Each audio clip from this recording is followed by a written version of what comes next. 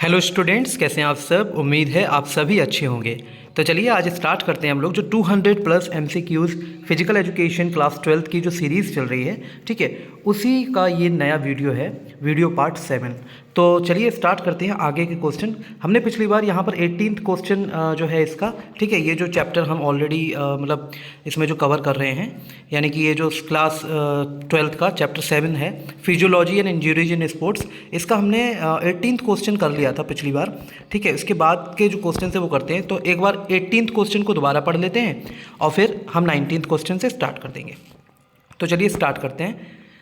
The main function of dash is to provide oxygen to every part of the body through the process of respiration, यानी कि respiration के द्वारा, ठीक है, हर बॉडी पार्ट को ऑक्सीजन प्रोवाइड करवाना उसका मेन फंक्शन है। किसका मेन फंक्शन है हमें ये बताना है। हमारे पास 4 ऑप्शंस दिए हैं। एक है cardiovascular system, respiratory system, neurological system, none of these. इसमें जो सही आंसर है वो आपको बताना है। B option is the right answer. Respiratory system का काम होता है, मेन फंक्शन होता है ऑक्सीजन पहुंचाना every part of the body, ठीक है, हर पार्ट में बॉडी के रेस्पिरेशन के प्रोसेस के द्वारा रेस्पिरेटरी सिस्टम का ये मेन फंक्शन होता है, ठीक है। Question number 19, when the rate of dash increases more energy is produced in the muscles. जब किस चीज़ का रेट बढ़ता है, ठीक है, तब जो है एनर्जी ज़्यादा प्रोड्यूस होती है हमारी मसल्स में। तो हमें ये बताना है। 4 ऑप्शंस हमें दिए हैं, blood circulation, sugar level, respiration, none of these. सही आंसर जो बताना है वो है, देखिए, रेस्पिरेशन इसका सही आंसर है, सी ऑप्शन लगा दीजिए। When the rate of respiration increase, यानी कि जैसे जैसे रेस्पिरेशन का रेट इंक्रीज होता है वैसे ही एनर्जी ज़्यादा प्रोड्यूस होती है मसल्स में। ओके, नेक्स्ट क्वेश्चन 20 पे आते हैं। द फॉलोइंग पिक्चर, यहाँ पे पिक्चर है नहीं इसलिए मैं ये वाला लीव करवा रहा हूँ, किसी और वीडियो में देखेंगे इस क्वेश्चन को। क्वेश्चन नंबर 21 देख लीजिए। क्वेश्चन नंबर 21 में कह रहे हैं dash means enlargement of total muscle mass and cross sectional area. जो टोटल मसल मास है, ठीक है, वो जब वो ज़्यादा हो जाता है, एनलार्ज हो जाता है, और जो क्रॉस सेक्शनल एरिया है वो भी एनलार्ज हो जाता है, तो इसको हम क्या कहते हैं? क्या इसको मसल हाइपोट्रॉफी कहते हैं, या मसल स्क्वीजेस कहते हैं, या मसल स्ट्रेच कहते हैं, या नन ऑफ दीज? इसका सही आंसर बताना है। तो मसल हाइपरट्रॉफी जो है, ठीक है, ये इसका मसल हाइपरट्रॉफी मतलब होता है enlargement of total muscle mass and cross sectional area. Okay, चलिए अब हम बात कर लेते हैं क्वेश्चन नंबर 22 की। क्वेश्चन नंबर 22 में कह रहे हैं डैश और sinew is a tough high tensile strength band of dense fibrous, यानी कि डेंस फाइब्रस कनेक्टिव टिश्यू होते हैं सिन्यू, ठीक है। सिन्यू क्या होते हैं? टफ होते हैं, हाई टेंसाइल स्ट्रेंथ बैंड होते हैं ये, ठीक है, band of dense fibrous connective tissues होते हैं ये, जो कनेक्ट करते हैं मसल्स को बोन्स से, ठीक है। इसको बोलते क्या है? क्या इसको टेंडन कहते हैं, या बोन कहते हैं, या हेयर कहते हैं, क्या कहते हैं? इसको जो है वो टेंडन कहते हैं। क्या कहते हैं इसको? टेंडन कहते हैं। ए option is the correct answer. चलिए अब नेक्स्ट क्वेश्चन देख लेते हैं। नेक्स्ट क्वेश्चन में कह रहे हैं स्पोर्ट्स इंजरीज को हम क्लासीफाई कर सकते हैं। Sports injuries can be classified into dash types. कितने टाइप्स में हम क्लासीफाई कर सकते हैं? कितने टाइप्स की होती है स्पोर्ट्स इंजरी? 3, 4, 2 या नन ऑफ दीज? यहाँ पे सही आंसर है 2 टाइप्स की, ठीक है। C option is the correct answer. 2 types की होती हैं। आप लोग वीडियो को पॉज करके भी सही आंसर अपने आप कोशिश कर सकते हैं समझने की कि क्या होगा, ठीक है। बाकी तो मैं बाद में बता ही दे रहा हूँ आपको आंसर, लेकिन आप लोग कोशिश करें खुद भी लगाने की सही आंसर। चलिए क्वेश्चन नंबर 24 देख लेते हैं। Injuries cause due to external factor. जब बाहरी फैक्टर्स की वजह से कोई इंजरी होती है हमारे, ठीक है, और जब उसमें सेफ्टी गार्ड्स हम नहीं पहनते हैं अगर, ठीक है, और उसकी वजह से इंजरीज हो जाती है बाहरी फैक्टर्स की वजह से, इसको हम क्या बोलते हैं? ठीक है, तो इसको हम बोलते हैं क्या? इसको मतलब जो इंजरी होती है cause due to external factor such as not wearing safety guards are called, क्या इंटरनल इंजरी कहते हैं उसे, या एक्सटर्नल इंजरी कहते हैं, या मिडिल इंजरीज? इसको बोलते हैं एक्सटर्नल इंजरीज, ठीक है, एक्सटर्नल इंजरीज, यानी कि B option is the correct answer. Okay, next है 25 का B. Dash can be caused due to over exertion of our body. देखो, over exertion of our body हो सकता है, ठीक है। और इसका क्या कारण हो सकता है, क्या इंटरनल इंजरीज है या नॉर्मल इंजरीज है या स्क्रैच आ जाना बॉडी पर? नहीं, इसका आंसर है इंटरनल इंजरीज, ठीक है। दो ऑप्शंस जो है वो सही नहीं है, बाकी एक ऑप्शन इसका सही है, इंटरनल इंजरीज, ठीक है। ये इसका सही आंसर है, internal injuries. A option is the right answer. Question number 26 देख लेते हैं। Dash is an injury related to skin can be cause due to rubbing. Rubbing के द्वारा जब कोई जो है, तो ये जो इंटरनल जो जैसे जो भी इंजरी होती है, मान लेते हैं कोई भी इंजरी है तो वो स्किन से अगर रिलेटेड है, ठीक है, और वो रबिंग के द्वारा हुई है, यानी कि रब हो जाती है जब स्किन, तो हम उसको क्या बोलते हैं? तो उसको हमारे पास 4 ऑप्शंस दे रखे हैं, सही आंसर हमें बताना है। ऑप्शन नंबर ए है हमारे पास अब्रेजन, दूसरा है डिसलोकेशन, थर्ड ऑप्शन बर्न्स है। तो इसका जो सही आंसर है वो है अब्रेजन, यानी कि रबिंग के द्वारा, यानी कि जब रब हो जाती है हमारी स्किन और तब कोई इंजरी हो, मतलब रबिंग से कोई इंजरी हो जाती है, उसको कहते हैं अब्रेजन, ठीक है, अब्रेजन, ठीक है। क्वेश्चन नंबर 27 देख लीजिए। क्वेश्चन नंबर 27 में कह रहे हैं the following picture shows which injury. देखिए यहाँ पे पिक्स नहीं मैंने लगाई हैं, तो अभी जो है इस क्वेश्चन को हम लीव कर लेते हैं, नेक्स्ट क्वेश्चन देख लेते हैं, ठीक। लेकिन आप हाँ इसमें जो है कंट्यूजन के बारे में ज़रूर पढ़ लीजिएगा अपने बुक में, ठीक है, इंपॉर्टेंट पॉइंट है ये। चलिए 28 क्या है? Dash is a deep cut in skin. Skin में जब कोई गहरा कट हो जाता है, डीप कट लग जाता है, तो उसको हम क्या कहते हैं? क्या उसको लेसरेशन कहते हैं, अब्रेजन कहते हैं या बर्न्स कहते हैं? इसको कहते हैं लेसरेशन, ठीक है। Option number A is the correct answer. थोड़ी सी बाहर की तरफ से नॉइस आ रही है तो उसके लिए सॉरी, कोशिश करूँगा बिल्कुल साइलेंटली आपको अच्छे से जो है वीडियो मैं बनाया करूँ, लेकिन कभी कभी क्या होता है बाहर से कुछ आवाज़ें आ जाती हैं, ठीक है, जिसकी वजह से थोड़ा सा डिस्टर्बेंस हो जाता है, लेकिन उम्मीद करता हूँ आप तक जो है ये वीडियो अच्छे से पहुँच रहा है। तो 29 क्वेश्चन जो है, dash is commonly known as cuts. Cuts किसे कहते हैं? क्या बर्न्स को कहते हैं, अब्रेजन या इंसाइसन? तो इसको बोलते हैं इंसाइसन, ठीक है। C option is the correct answer. Incision is commonly known as cuts, okay. चलिए नेक्स्ट क्वेश्चन नंबर 30 देख लेते हैं। Dash is an injury related to the ligaments. जो लिगामेंट्स होता है ना, तो लिगामेंट्स से रिलेटेड इंजरी क्या कहलाती है? क्या उसको स्लिप डिस्क कहते हैं, स्प्रेन कहते हैं या अब्रेजन कहते हैं? उसको कहते हैं स्प्रेन, ठीक है, आपको याद रखना है, इसको कहते हैं स्प्रेन, ओके। चलिए नेक्स्ट क्वेश्चन देख लेते हैं। Dash is an injury to a muscle caused by stress. जब स्ट्रेस पड़ता है हमारी मसल्स पे और जब कोई इंजरी हो जाए उस वक्त, तो उसको क्या बोलते हैं? स्प्रेन बोलते हैं, स्ट्रेन बोलते हैं या लेसरेशन बोलते हैं या नन ऑफ दीज? तो जो सही आंसर है वो है बी ऑप्शन, स्ट्रेन। स्ट्रेन एक तरीके की ऐसी इंजरी होती है जो मसल्स को हो जाती है जब मसल्स में खिंचाव पैदा होता है, ओके, जब खिंचाव हो जाता है। 32 क्वेश्चन देख लेते हैं। Dash is an injury to a joint which adjoining bones are displaced from their normal position. जब नॉर्मल पोजीशन से हट जाती हैं बोन्स, एडजॉइनिंग बोन्स जो है डिस्प्लेस हो जाती हैं, तो जो इंजरी होती है हमारे जॉइंट में, उसको हम क्या बोलते हैं? उसको क्या उसको लेसरेशन बोलते हैं, अब्रेजन बोलते हैं या डिसलोकेशन बोलते हैं? उसको बोलते हैं डिसलोकेशन। क्या बोलते हैं उसको? Dislocation. C option is the correct answer. 33 question देख लेते हैं। Dash in dash fracture a bone bends and cracks and does not break completely into pieces. Pieces में तो नहीं ब्रेक होती है ये बोन्स, ठीक है। जब इसमें इस तरीके के फ्रैक्चर में जब जो बोन्स के एंड हैं, ठीक है, जो बोन का एंड होता है, ठीक, जो बोन होती है वो बेंड हो जाती है और उसमें क्रैक्स पड़ जाते हैं। तो ऐसे फ्रैक्चर को क्या बोलते हैं? क्या उसको ग्रीन स्टिक कहते हैं या रेड स्टिक कहते हैं, येलो स्टिक कहते हैं? उसको कहते हैं green stick fracture, okay. Option number A is the correct answer. चलिए नेक्स्ट क्वेश्चन 34 देख लेते हैं।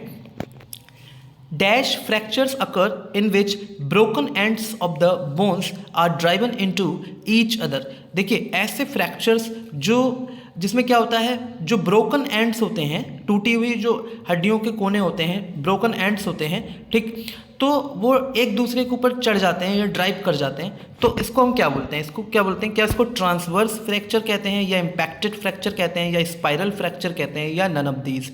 इसको कहते हैं इम्पैक्टेड फ्रैक्चर। क्या कहते हैं इसको? Impacted fracture. B option is the correct answer. चलिए अब हम बात कर लेते हैं नेक्स्ट क्वेश्चन की। When a bone is broken at more than one place it is a dash fracture. जब हड्डी एक से ज़्यादा जगह टूटती है, एक से ज़्यादा जगह पर टूट जाती है, तो इस तरीके के फ्रैक्चर को हम क्या कहते हैं? क्या इसको इम्पैक्टेड फ्रैक्चर कहते हैं, ठीक है, या इसको कॉम्यून्यूटेड कहते हैं या इसको ट्रांसवर्स फ्रैक्चर कहते हैं। देखिए इसको कहते हैं कॉम्यून्यूटेड, ठीक है, कॉम्यून्यूटेड, ठीक, कॉम्यून्यूटेड याद रखना है आपको, बी ऑप्शन। जब एक हड्डी जो है एक से ज़्यादा जगह से टूटती है उसको बोलते हैं कॉम्यून्यूटेड फ्रैक्चर। ओके, चलिए नेक्स्ट क्वेश्चन है, in which conditions the cartilage under the knee cap breaks down. जो कार्टिलेज होती है वो ब्रेक हो जाती है, टूट जाती है नी कैप के नीचे जो कार्टिलेज होती है। तो इसका मतलब यहाँ पे इसको हम बोलते क्या है, इस पूरे प्रोसेस को, या ये जो ऐसा हो जाता है तो क्या इसको प्लेयर्स नी कहते हैं या कोच नी कहते हैं या रनर्स नी कहते हैं या नन ऑफ दीज। इसको कहते हैं सी ऑप्शन, देखिए रनर्स नी, ठीक है, इसको कहते हैं रनर्स नी। चलिए अब हम देख लेते हैं 37 question, over straining can lead to dash. इसका आंसर आप लोगों को बताना है क्या होता है, ओवर स्ट्रेनिंग से क्या हो सकता है और ओवर स्ट्रेनिंग बोलते किसको हैं, ये आप लोग जरा कमेंट में मुझे बताइए, ठीक है। चलिए अब हम बढ़ते हैं नेक्स्ट क्वेश्चन की तरफ, ये है 8th chapter. Okay, 8th chapter यहाँ पर देखिए, an object continues to remain in its state of rest. एक ऑब्जेक्ट जो स्टेट ऑफ रेस्ट यानी कि रेस्ट में ही रहेगा या यूनिफॉर्म मोशन में रहेगा एक स्ट्रेट लाइन में जब तक कि उस पर एक्सटर्नल फोर्स ना लग जाए। तो ये जो लॉ है वो है क्या, क्या ये न्यूटन्स का फर्स्ट लॉ है, सेकंड लॉ है, थर्ड लॉ है या नन ऑफ दीज। तो भाई सही आंसर आपको बताना है, ये बायोमैकेनिक्स एंड स्पोर्ट्स में से है ये, ठीक है। तो ये जो है Newton's first law of motion जो है is the correct answer, Newton's first law of motion इसका करेक्ट आंसर है, ठीक है। For every action there is an equal and opposite reaction. Question number 2 देखिए, जब कोई एक्शन होता है तो उसका एक रिएक्शन भी होता है, अपोजिट रिएक्शन होता है। ये लॉ क्या कहलाता है, इसको हम बोलते क्या, फर्स्ट या सेकंड या थर्ड लॉ, इसको बोलते हैं थर्ड लॉ ऑफ मोशन, ठीक है, इसको बोलते हैं थर्ड लॉ ऑफ मोशन। चलिए क्वेश्चन नंबर 3 देख लेते हैं, the rate of change of momentum, यानी कि जैसे जैसे रेट ऑफ मतलब जो मोमेंटम जैसे जैसे चेंज होता है, ठीक है, किसी भी बॉडी का, तो वो डायरेक्टली प्रोपोर्शनल होता है जो भी फोर्स उस पर लगाया गया है। और ये जो है and this takes place in the direction in which the force acts, और ये उसी दिशा में होता है जहाँ पे फोर्स एक्ट करता है। ये लॉ क्या कहलाता है, क्या इसको फर्स्ट लॉ ऑफ मोशन कहते हैं, सेकंड लॉ ऑफ मोशन कहते हैं या थर्ड लॉ ऑफ मोशन कहते हैं या नन ऑफ दीज। इसको कहते हैं second law of motion. Okay, ये आपको याद रखना है। Which law is related to the following example. अब इसमें एक एग्जाम्पल दिया हुआ है, a skater gliding on ice. एक स्केटर जो है वो ग्लाइड कर रहा है अगर आइस पर, ठीक है, तो वो ग्लाइड ही करता रहेगा सेम स्पीड और सेम डायरेक्शन में जब तक उस पर कोई फोर्स ना लगाया जाए बाहर से, ठीक है। तो ये चीज़ है, ये सेकंड लॉ कहलाता है या फर्स्ट लॉ कहलाता है या थर्ड लॉ कहलाता है, कौन सा लॉ ऑफ मोशन कहलाता है, ये है फर्स्ट लॉ ऑफ मोशन, ठीक है, जो अभी हमने पढ़ा था उसका एक एग्जाम्पल है ये। क्वेश्चन नंबर 5 है, first law of motion is also known as. First law of motion को हम क्या कहते हैं, क्या उसको लॉ ऑफ मोटिवेशन कहते हैं, क्या लॉ ऑफ मोमेंटम कहते हैं या लॉ ऑफ इनर्शिया कहते हैं या none of these. Option number C is the correct answer, law of inertia. Okay, ठीक है। क्वेश्चन नंबर 6 देख लेते हैं, law of acceleration is known as. Acceleration के नियम को हम क्या कहते हैं, किस नाम से जानते हैं, थर्ड लॉ, फर्स्ट लॉ या सेकंड लॉ ऑफ मोशन। इसको बोलते हैं सेकंड लॉ ऑफ मोशन, ठीक है। Law of acceleration is also known as second law of motion. Okay, जो थर्ड लॉ ऑफ मोशन है, ठीक, third law of is known as the law of dash. क्या इसको इनर्शिया का नियम कहते हैं, रिएक्शन का नियम कहते हैं या मोमेंटम या नन ऑफ दीज। इसको कहते हैं लॉ ऑफ रिएक्शन, ठीक है। Third law of motion is known as law of reaction. Okay, चलिए अब नेक्स्ट है question number 8, dash is a state of balance. यानी कि जब बैलेंस की स्थिति होती है उसको हम क्या कहते हैं, क्या नॉन इक्विलिब्रियम बोलते हैं, नहीं, क्या इम्बैलेंस बोलते हैं, नहीं, क्या नन ऑफ दीज है, नहीं। सही आंसर है इक्विलिब्रियम, ठीक है, C option is the correct answer, equilibrium. चलिए अब हम देख लेते हैं question number 9, when a body is balance during the movement. जब मूवमेंट हो रहा हो और बॉडी फिर भी बैलेंस हो, इसको हम क्या बोलते हैं, static equilibrium, dynamic equilibrium, unstable equilibrium या नन ऑफ दीज। सही आंसर इसका है डायनामिक इक्विलिब्रियम। जब एक बॉडी स्टेबल होती है, जब एक बॉडी बैलेंस होती है, एक मूवमेंट जब उसमें मूवमेंट के दौरान भी बैलेंस्ड होती है तो हम उसको कहते हैं डायनामिक इक्विलिब्रियम, ठीक है। चलिए, when a body is balanced at its rest, जब रेस्ट में हो और बॉडी बैलेंस भी हो तब हम इसको क्या बोलेंगे, क्या इसको डायनामिक बोलेंगे, नहीं, क्या अनस्टेबल बोलेंगे, नहीं, क्या स्टैटिक बोलेंगे, यस, स्टैटिक इक्विलिब्रियम बोलेंगे इसको, क्या बोलेंगे, स्टैटिक इक्विलिब्रियम। चलिए नेक्स्ट क्वेश्चन देख लेते हैं, क्वेश्चन नंबर 11। क्वेश्चन नंबर 11 में कह रहे हैं, when the where the centre of mass of body is located in a uniform gravitational field this point is known as. जब सेंटर ऑफ मास किसी भी बॉडी का एक यूनिफॉर्म ग्रेविटेशनल फील्ड में हो, ठीक है, लोकेट हो, तो इस पॉइंट को हम क्या कहते हैं? इस पॉइंट को हम कहते हैं, आप लोग बताना है, जो सेंटर ऑफ मूवमेंट कहते हैं, सेंटर ऑफ ग्रेविटी कहते हैं, या सेंटर ऑफ डिसलोकेशन कहते हैं। इसको हम कहते हैं, बी ऑप्शन देखिए, सेंटर ऑफ ग्रेविटी। ठीक है, इसको कहते हैं centre of gravity. Dash is a resistance to motion. जब मोशन में बाधा पहुंचती है तो इसको हम क्या बोलते हैं? फ्रिक्शन। इसको क्या बोलते हैं? फ्रिक्शन, या इसको बोलते हैं कंकरेंस, या इसको फ्लेक्शन कहते हैं, या नन ऑफ दीज। इसका सही आंसर है फ्रिक्शन। ठीक है, A option is the correct answer. चलिए क्वेश्चन नंबर 13 देख लीजिए। Dash is a body in free fall thrown. जब एक बॉडी फ्री फॉल फेंकी जाती है तो उसको हम क्या बोलते हैं? क्या उसको प्रोजेक्टाइल बोलते हैं, या टारगेट बोलते हैं, या गोल बोलते हैं, या कुछ नहीं इनमें से? आप लोगों को बताना है सही आंसर। ठीक है, तो आप लोग कमेंट में बताइए, क्या इसको प्रोजेक्टाइल बोलते हैं, टारगेट बोलते हैं, गोल बोलते हैं, या नन ऑफ दीज? सही से आप लोग आंसर बताइए, फिर मैं आप लोगों को जो है कॉमेंट में बताऊँगा। आप लोग प्लीज़ बताइए। चलिए अब बढ़ते हैं, क्वेश्चन यहाँ पर जो है चैप्टर नंबर 9 आ चुका है, साइकोलॉजी एंड स्पोर्ट्स का। ठीक है, तो किसी भी यहाँ पर क्वेश्चन नंबर 1 में बोल रहे हैं कि किसी भी इंसान के अंदर कुछ क्वालिटीज़ होती हैं। There are some qualities in any person जो कि दूसरे इंसान को उस इंसान से अलग करती हैं। ठीक है, या उस इंसान को दूसरे इंसान से थोड़ा डिफरेंट बनाती हैं। तो उसको हम क्या बोलते हैं? उसको क्या नोबडी बोलते हैं, पर्सनैलिटी बोलते हैं, मीडियोक्रिटी बोलते हैं, या नन ऑफ दीज बोलते हैं? तो भाई सही आंसर जो है आप लोगों को पता है, मुझे पता है कि हाँ आप लोग जानते हैं। तो इसका मतलब है पर्सनैलिटी। ठीक है, पर्सनैलिटी क्या होता है? किसी भी इंसान की अलग अलग होती है। ठीक है, तो पर्सनैलिटी ही वो चीज़ है जो एक इंसान को दूसरे इंसान से थोड़ा डिफरेंट बनाती है। ठीक है, या बहुत डिफरेंट भी बना सकती है। According to whom sports psychology, ये एक डेफिनेशन दी हुई है, आप लोग पढ़िए। Sports psychology is an area which attempts to apply psychological facts and principles of learning performances and associated human behaviour in the field of sports. ये पूरी डेफिनेशन दी गई है कि जो स्पोर्ट्स साइकोलॉजी है ये एक एरिया है। ठीक है, एक क्षेत्र है जिसमें साइकोलॉजिकल फैक्ट्स को अप्लाई किया जाता है और लर्निंग परफॉर्मेंस के प्रिंसिपल्स को अप्लाई किया जाता है, जो कि जुड़े होते हैं associated with human behaviour in the field of sports, sports की फील्ड में। तो ये किसके द्वारा दी गई? क्या ये जॉन डी लॉथर के द्वारा दी गई, या डेफिनेशन ये लूथर एस के द्वारा दी गई, या के एस बॉन्ड के द्वारा दी गई, या नन ऑफ दीज? इसका सही आंसर ए ऑप्शन है, जॉन डी लॉथर के द्वारा ये डेफिनेशन दी गई। क्वेश्चन नंबर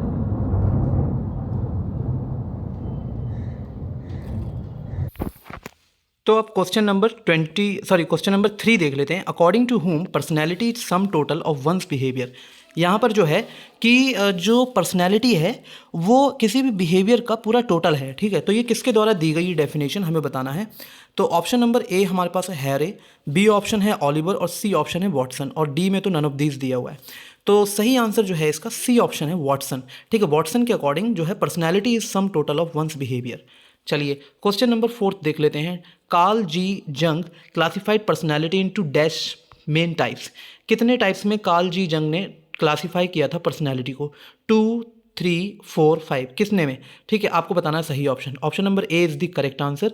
2 टाइप्स में क्लासिफाई किया था कार्ल जी जंग ने पर्सनैलिटी को। ठीक है, चलिए अब बात कर लेते हैं क्वेश्चन नंबर 5 की। A person who loves to be alone is an dash. अगर कोई व्यक्ति अकेला रहना पसंद करता है तो उसको हम क्या कहते हैं? एक्सट्रोवर्ट, इंट्रोवर्ट, सेल्फ सेंटर्ड, या नन ऑफ दीज? इसको हम कहते हैं इंट्रोवर्ट। ठीक है, बी ऑप्शन इज दी जो है सही आंसर है। B option introvert is the correct answer. ठीक है, नेक्स्ट क्वेश्चन है 6th। Dash loves to socialise with people. ऐसा इंसान जो सोशलाइज होना पसंद करता है लोगों के साथ, समाज में ज़्यादा घुलता है मिलता है। ठीक है, तो इंट्रोवर्ट कहते हैं, क्या उसको लेजी कहते हैं, या एक्सट्रोवर्ट्स कहते हैं, या none of these? C option is the correct answer, extroverts कहते हैं उसको। ठीक है, चलिए अब नेक्स्ट क्वेश्चन देख लेते हैं। Question number 7। Who described 5 factors model big 5 theory. Big 5 theory किसके द्वारा दी गई थी? पॉल कोस्टा, रॉबर्ट मैक्रे, या Jacob and Nicholas and Maria and Natasha and none of these? सही आंसर इसका जो है वो है Paul Costa and Robert McCrae. ठीक है, तो नेक्स्ट जो क्वेश्चन है वो देख लेते हैं। ये इजी से हैं, आप लोग याद कर लेंगे इसको, मुझे पता है। There is dash types of aggression in sports. कितने टाइप्स का एग्रीशन यानी कि गुस्सा होता है स्पोर्ट्स में? ठीक है, कितने टाइप्स का होता है? There is dash types of aggression in sports. हम लोगों को सही आंसर बताना है, 2, 3, 4, या नन ऑफ दीज? सही आंसर है ए ऑप्शन 2। ठीक है, 2 तरीके के गुस्से दिखाए जाते हैं एग्रीशन इन स्पोर्ट्स। ठीक है, there is 2 types of aggression in sports. चलिए नेक्स्ट क्वेश्चन 9 है। When a person aggressively acts to achieve a goal are called. जब एक व्यक्ति एग्रेसिवली यानी कि थोड़ा गुस्से में जो है एक्ट करता है ताकि वो कुछ गोल को अचीव कर सके, तो हम उसको किस तरीके का एग्रीसन कहते हैं?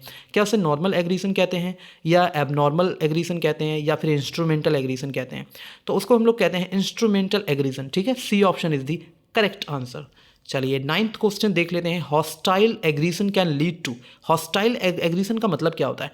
ठीक है, हॉस्टाइल एग्रीसन और हॉस्टाइल एग्रीसन से होता क्या है?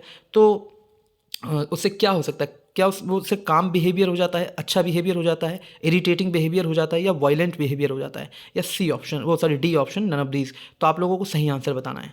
तो आप लोगों के अकॉर्डिंग क्या है, जरा आप लोग कमेंट में लिखिए। सही आंसर जो मैं आप लोगों को बता रहा हूँ वो है वायलेंट बिहेवियर। ठीक है, हॉस्टाइल एग्रीसन जो है वो उससे वायलेंट बिहेवियर होता है। ठीक, good opinion of your own character and abilities is called. जब हम अपने बारे में अच्छी राय रखते हैं और हमारी जो काबिलियत है उसको अच्छा समझते हैं, ठीक है, पहचानते हैं, तो उसको हम क्या कहते हैं? क्या उसको सेल्फ एस्टीम कहते हैं, क्या उसको सेल्फ टॉक कहते हैं, या सेल्फ थिंकिंग कहते हैं, या नन ऑफ दीज? तो सही आंसर जो है ऑप्शन नंबर ए है, सेल्फ एस्टीम कहते हैं उसको। ठीक है, जब हमारे लिए अपनी जो राय होती है अच्छी होती है, हमारे कैरेक्टर के बारे में, हमारी एबिलिटीज़ के बारे में, योग्यताओं के बारे में हमारी खुद की राय अच्छी होती है, तो हम उसको कहते हैं सेल्फ एस्टीम। ठीक है, चलिए क्वेश्चन नंबर 12 देख लेते हैं। When a person takes necessary steps to achieve a goal is called. जब एक व्यक्ति जरूरी स्टेप्स लेता है अपने किसी भी लक्ष्य को प्राप्त करने के लिए, यानी कि जो गोल को अचीव करने के लिए, तो उसको हम क्या कहते हैं? क्या उसको गोल मेकिंग कहते हैं, ऑप्शन ए, या ऑप्शन बी गोल सेटिंग, या ऑप्शन सी गोल अचीविंग, या D option none of these?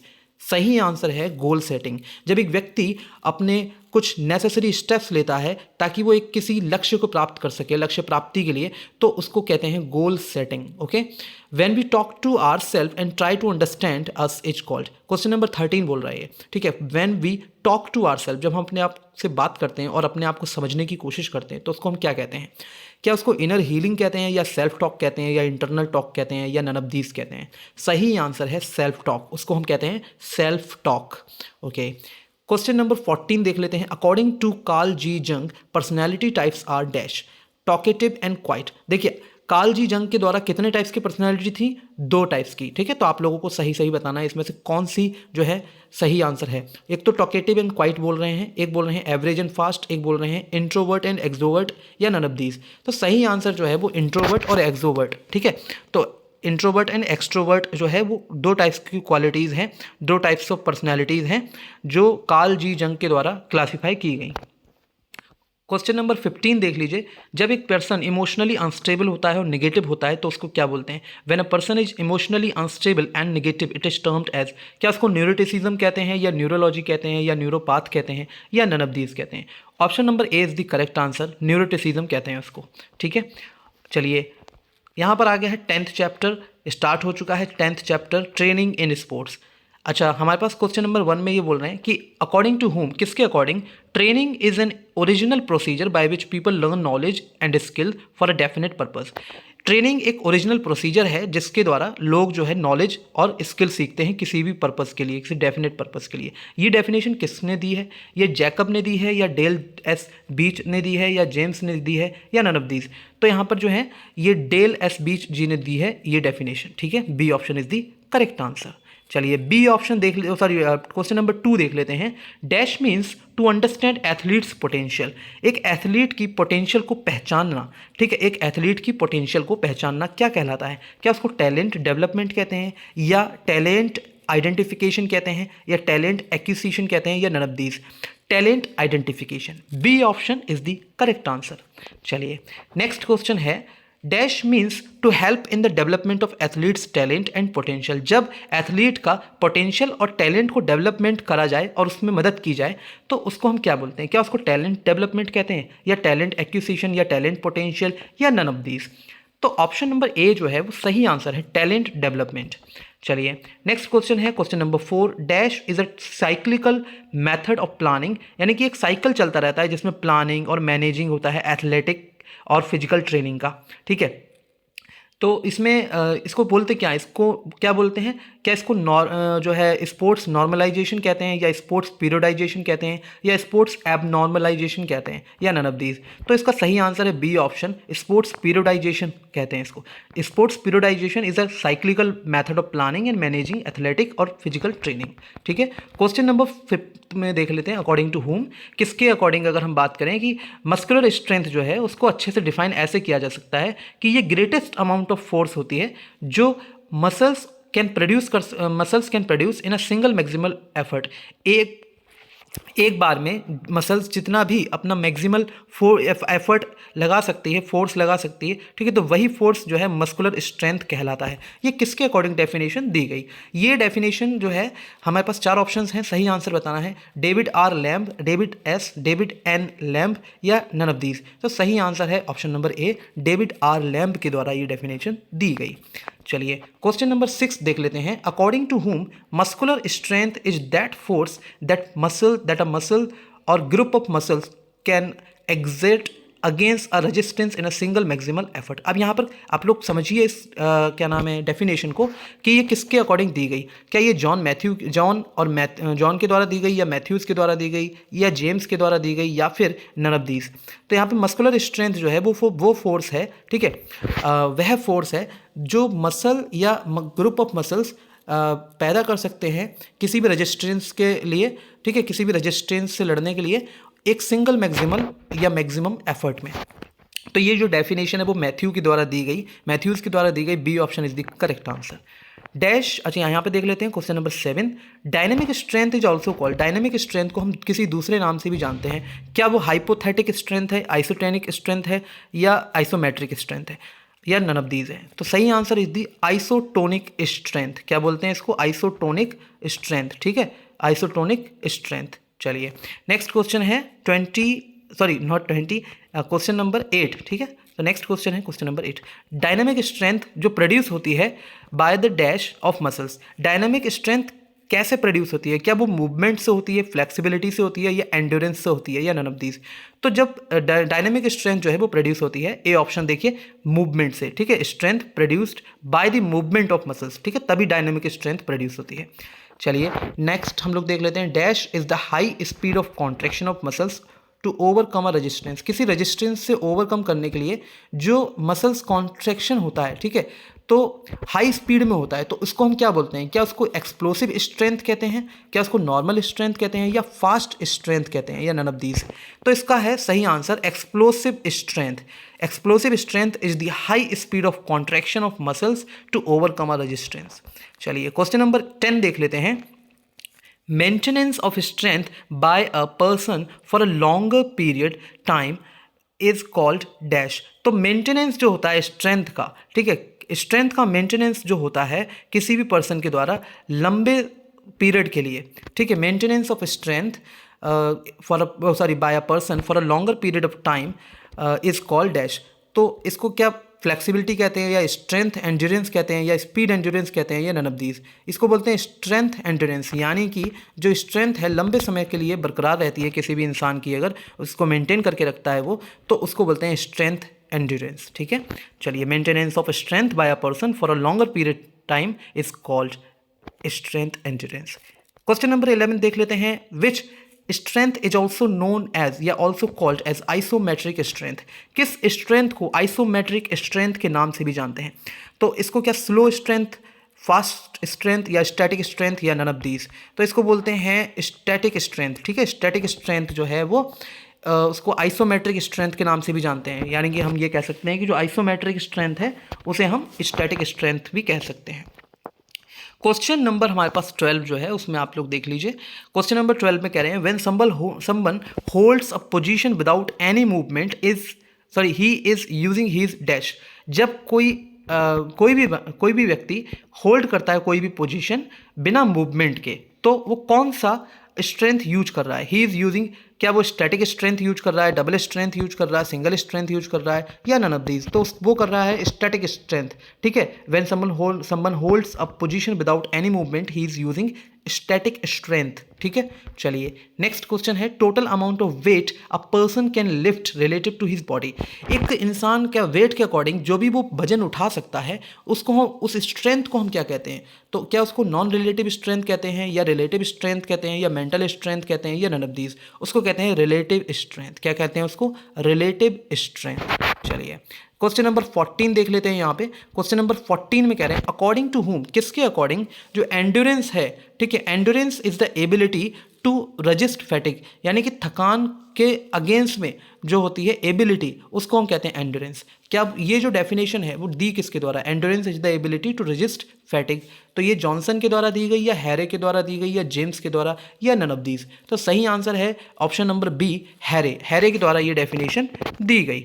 ठीक है। क्वेश्चन नंबर 15 हम लोग यहाँ पर कर लेते हैं। when a person sustains an activity under the conditions of fatigue, this ability is known as। जब एक पर्सन सस्टेन करता है कोई भी एक्टिविटी को कुछ फैटिक कंडीशंस के अंदर, तो this ability is known as, इस एबिलिटी को हम क्या कहते हैं? इस एबिलिटी को हम क्या कहते हैं? क्या इसको एनारोबिक एंड्योरेंस कहते हैं या नॉर्मल एंड्योरेंस कहते हैं या एरोबिक एंड्योरेंस कहते हैं या नन ऑफ दीज? तो इसको बोलते हैं एरोबिक एंड्योरेंस। ठीक है, C option is the correct answer. चलिए क्वेश्चन नंबर 16 देख लेते हैं। जब ऑक्सीजन की अब्सेंस होती है और फिर भी कोई इंसान काम कर पा रहा है तो क्या उसको एनारोबिक एंड्योरेंस कहते हैं या एरोबिक एंड्योरेंस कहते हैं या फिर नॉर्मल एंड्योरेंस कहते हैं या नन ऑफ दीज? तो सही आंसर है एनारोबिक एंड्योरेंस। ठीक है, उसको कहते हैं एनारोबिक एंड्योरेंस। ऑक्सीजन के बिना भी अगर थोड़ी बहुत देर कोई व्यक्ति काम करता है तो उसको बोलते हैं एनारोबिक एंड्योरेंस। ठीक है। चलिए नेक्स्ट क्वेश्चन है 17। A person react how quickly to a command is the, यानी कि हम कितनी जल्दी किसी कमांड को फॉलो करते हैं, बहुत तेज़ी से रिएक्ट करते हैं उसके प्रति, तो वो क्या कहलाता है? क्या उसको स्लो स्पीड कहते हैं, स्टार्टिंग स्पीड कहते हैं, एंडिंग स्पीड कहते हैं, क्या कहते हैं? उसको बोलते हैं, बी ऑप्शन देखिए, स्टार्टिंग स्पीड कहते हैं। ठीक है, उसको बोलते हैं स्टार्टिंग स्पीड। चलिए तो क्वेश्चन नंबर 18 बोल रहे हैं फार्टलैग का मतलब क्या होता है? फार्टलैग का मतलब जो है, क्या उसको स्लो प्ले कहते हैं फार्टलैग का मतलब, या स्पीड प्ले या फास्ट प्ले या फिर नन ऑफ दीज? तो यहाँ पर फार्टलैग का मतलब होता है स्पीड प्ले। ठीक है, स्पीड प्ले। तो चलिए नेक्स्ट क्वेश्चन हमारे पास है।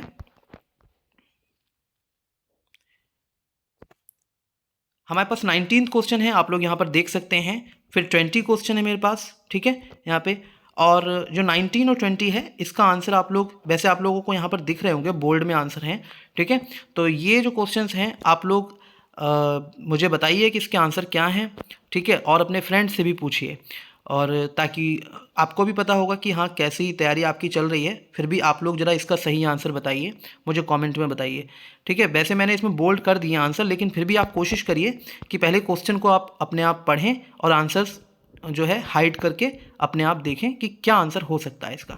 ठीक है, तो स्टूडेंट्स आई होप आप लोगों को ये वीडियो पसंद आया होगा। प्लीज़ लाइक कीजिए, शेयर कीजिए एंड कमेंट कीजिए। यहाँ पर 200+ क्वेश्चंस की सीरीज़ कंप्लीट हो चुकी है क्लास 12 फिजिकल एजुकेशन की।